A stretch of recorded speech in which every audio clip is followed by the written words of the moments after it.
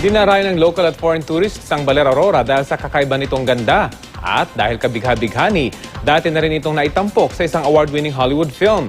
Ang summer break hatid ni Mav Gonzalez.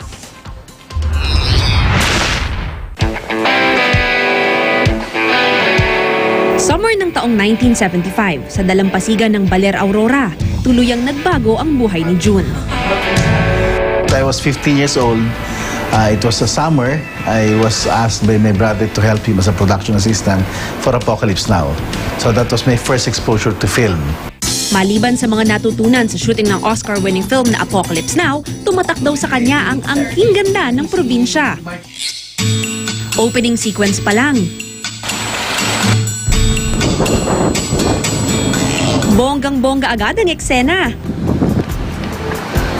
I love Aurora! Sobrang napagod kami, pero tingnan nyo, sobrang ganda! Ano mang anggulo tingnan, picture perfect ang framing. At dramatic ang lighting.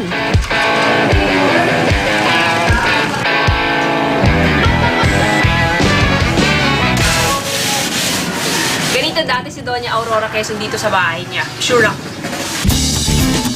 Dito sa probinsya, bidang-bida ka sa istorya. Mabuhay! Umaatikabong action man.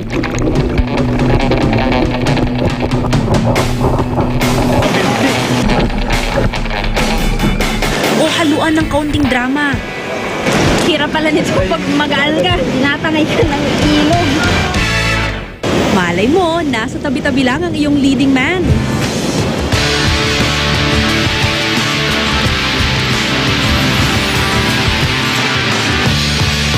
Kamusta yung waves? Nag-aaral pa lang naman ako, so perfect siya para sa mga beginners. Laging walang cut ang saya.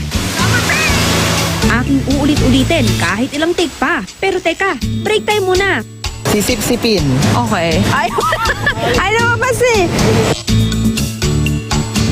Ito 20 pesos kasi nahirapan ako mag-translate. Bawat sandali ko rito sa Aurora.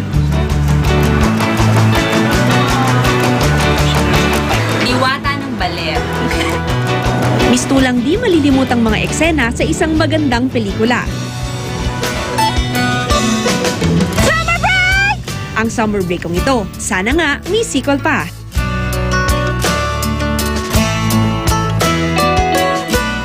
Mav Gonzalez, GMA News.